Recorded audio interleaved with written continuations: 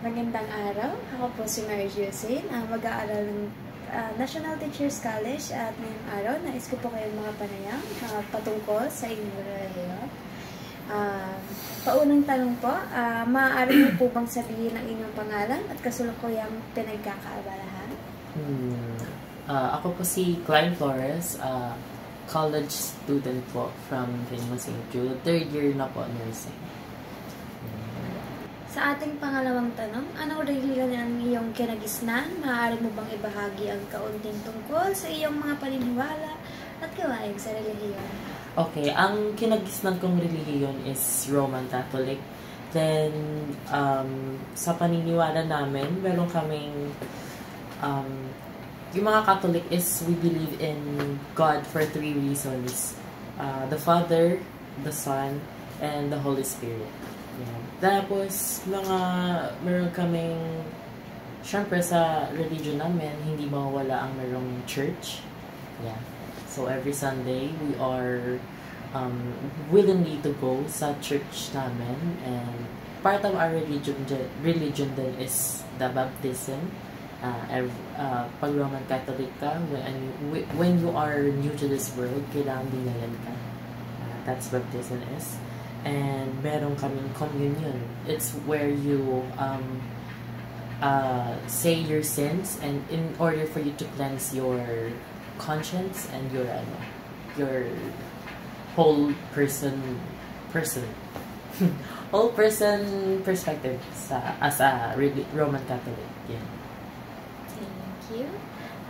Pangatlong tanong ko, ano ang ilang mga pangunahing aral o prinsipyo ng iyong relihiyon? Siguro mga prinsipyo namin is about divine revelation, and sa mga sacred tradition namin na you need to pray, magdadasal ka, tapos meron sa masas kasi, like, may magmamas yung father, and then need namin mag-pray, tapos may sinasabing tugon or any religious message yung father, then need namin bow on our knees and then say our inner thoughts sa aming hearts. Then we message it and we tell it to our God para to bring our hearts closer to them and our Heavenly Father. I-add ko lang din po, bilang isang Muslim po, kami rin po ay may aral na patungkol sa Quran, tinatawag na Quran, kung saan meron po kaming math kung saan niluluhuran namin yun, and meron kaming kanya-kanyang spot, unlike sa, as far as I know, unlike sa Catholic, meron kayong anong tawag doon sa chair na tapos ang amin is meron kami lalatag kami ng mat at doon kami magbabaw, doon kami para kay Allah, at hihingi kami na so si Allah yung inyong aming God, so doon kami nagdadasal, kami nanghihingi na kung alam man, parang katulad din sa Catholic pero in a kind of different way. Alam ko rin po sa Catholic is nag-celebrate kayo ng birthday ni Jesus, as far as I know, tuwing December 25. Yes. Yeah, sa Catholic is significant na important na i-celebrate namin yung birthday ni Jesus, is because dun kasi it symbolizes new beginnings and hope sa amin, and as described on the Bible, pinanganak na si Jesus noong ika-25 ng Disyembre. And from that day, nagkaroon po ng new miracles, new beginnings sa aming paniniwala, which is dun sa Hebrews 7 naganap ang lahat ng mga theory about Jesus Christ. So, yan, super important sa amin i-celebrate yun kasi yun, that's what makes us remind na anong mga ginawa ni Jesus sa amin. Well, sa amin naman po, meron kaming, wala kaming celebration kay Jesus Christ, pero we respect the tradition and yearly, kasi it's well-known sa Pilipinas. Like, for September pa lang, meron ng mga kung anik-anik Oh yeah, para Christmas lights. mag-celebrate ng ganyung birthday ni Jesus Christ. Pero naniniwalaan yung mga taga-ibang bansa na tayo ang pinakamahabang Christmas sa atin. Yeah, and we call it Burr months. Burr months, na anda haba-haba. While, katulad ng Holy Week ninyo, meron din kami mga tinatawag na holidays, Muslim holidays. Isa namang halimbawa is ang Eid al-Fitr, kung saan nagpa-fasting kami. Ang aming aral ay hindi kami kakain ng specific time para magbigay ng honor, pay respect kay Allah. Mga specific time lang kami ng pagkain. I believe madaling araw, tapos parang the whole day kakain. And then, like, sa hapon ulit, kahit pag-inom ng tubig, pag-lunok ng laway, anything related, hindi maaaring gawin. Full fasting talaga. Pang-apat na aking katanungan, mayroon bang mga mahalagang ritual o seremonya sa inyong relihiyon? As I mentioned earlier, ang mahalagang ceremony or ritual sa amin is yung when you are new to this world is baptism. Then, meron kaming confirmation or Eucharist then, Holy Communion yun, sa mga bago pa lang kay Lord or sa mga, especially ginagawa siya kapag around elementary days mo siya. Ako, I started mga elementary ako nung grade 3. Doon ako nag-Holy Communion. And then, meron kaming Holy Matrimony which is our marriage. We exchange vows and our chosen partner in front of the altar. So, yun yung pinaka-end ng aming ceremony. And those are really, hindi naman siya super required, pero in order and to pay respect sa God namin is we need to include God sa amin from exchanging and from to dedicate yourself sa napili mong partner. Yes. Add ko lang din, na-mention mo kasi about sa kasal. Sa amin, sa kasal is medyo magkaroon tayo ng medyo same na hindi ko matatawag na same, pero alam mo yung magbibigay sila ng money para wala atang ceremony sa inyo na gano'n, magbibigay ng si lalaki kay babae ng okay. dowry. It's called dowry. Donations, like parang parang dowry ang tawag nila, kung saan magbibigay sila ng amount na satisfied si mother, kung sino man ang pamilya. Para mapapayag mo yung parents para nila. mapapayag. Parang pamamanhikan ata sa Filipino terms or pero sa amin is dowry pag kinakasal na, marami-raming events. Hindi naman sa simbahan ginagawa, maaaring gawin naman sa pwedeng gawin yan sa tahanan o sa specific na spot na gustong gawin.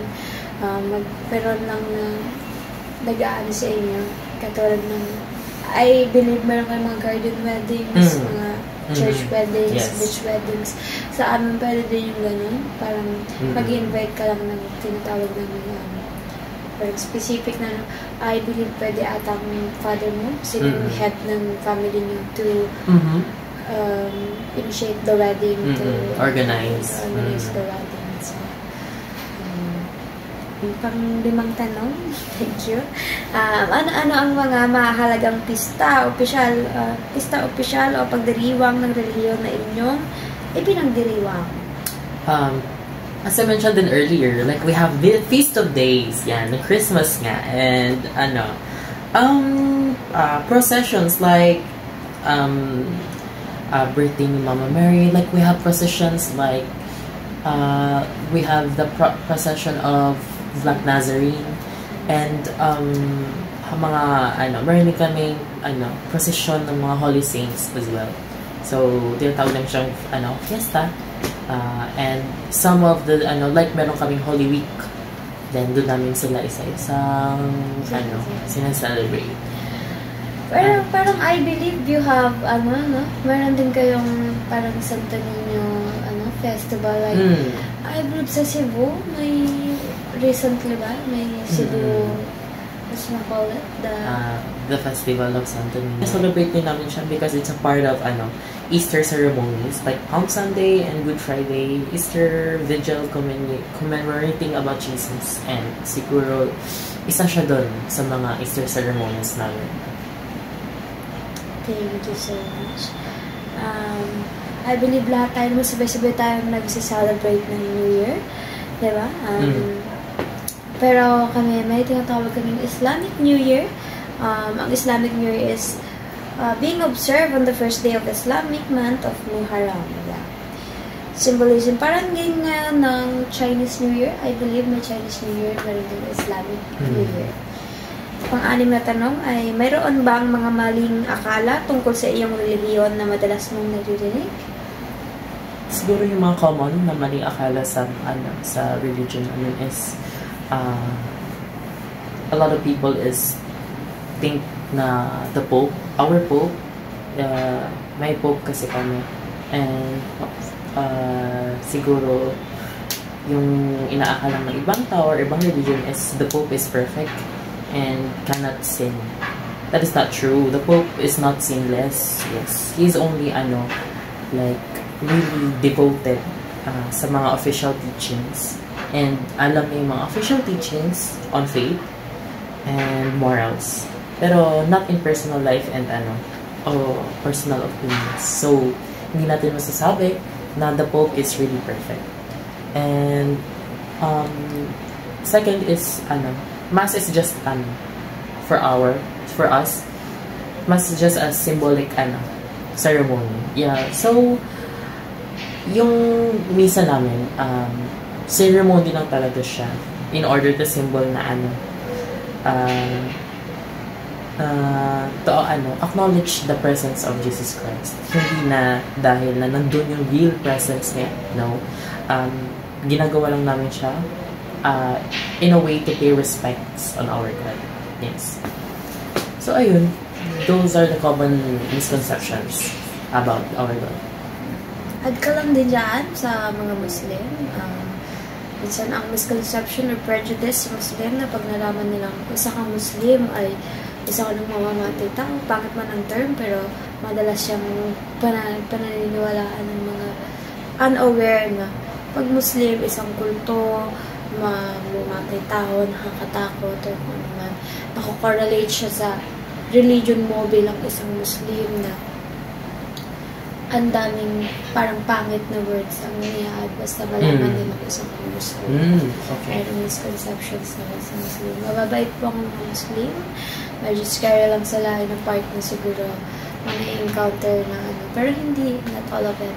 Tulad lamang sa Katoliko na makasalanan din yung tao, pero pareho din ang sa mga Muslim. May mga mabait ang mga Muslim. Yeah, no one's perfect. Nothing's perfect. Yeah. Wala naman sa akin. So, alam misconception sa akin. Follow-up question lang po, maaari ko bang malaman ang simbolo or magsisimbolize ng inyong simbahan or ng Katoliko? Okay, sa religion namin, meron kaming cross and crucifix.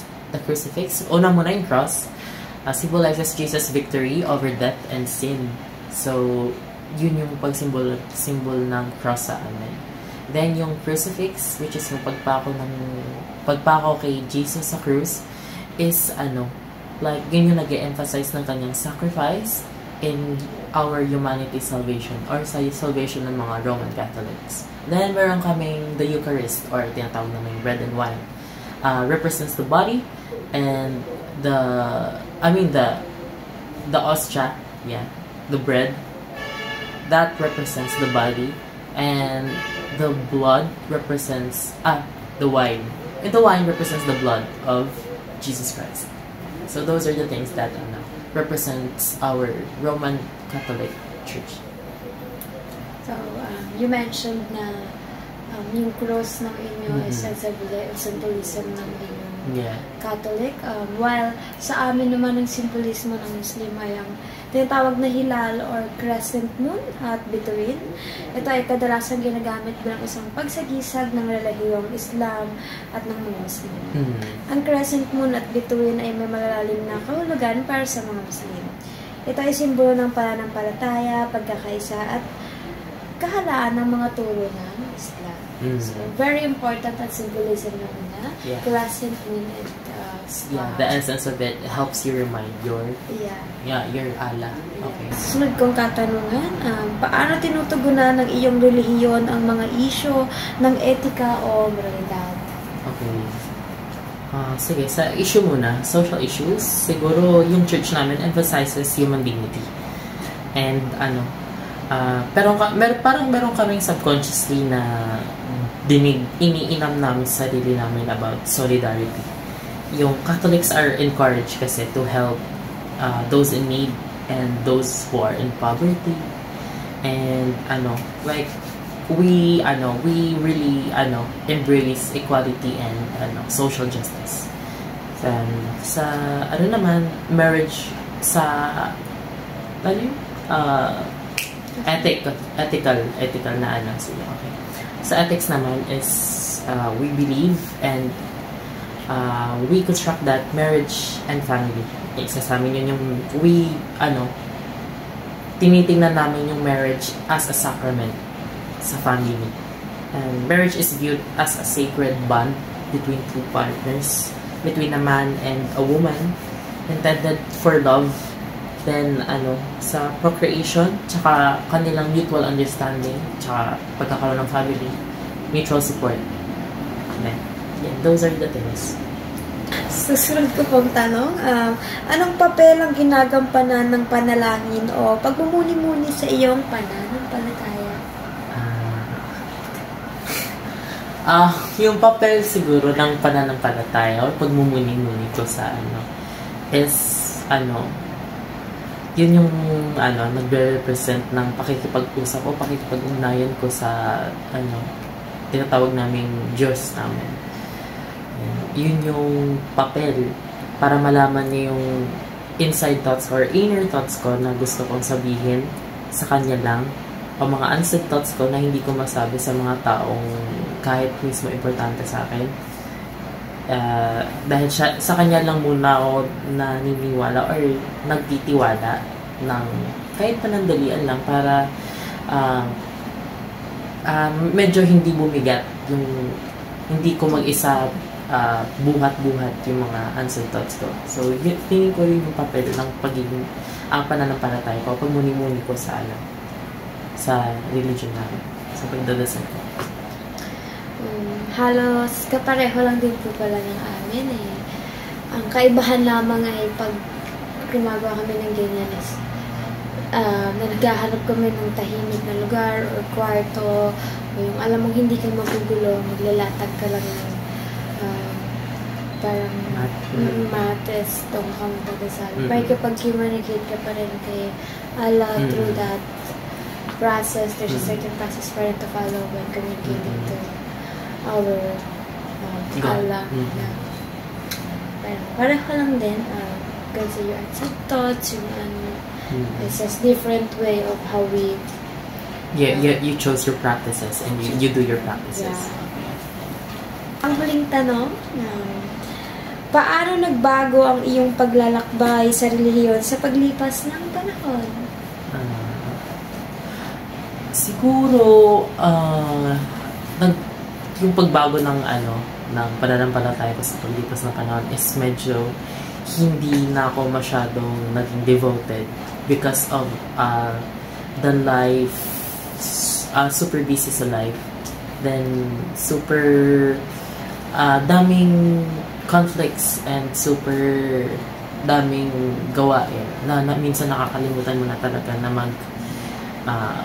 do such beliefs and practices within our religion.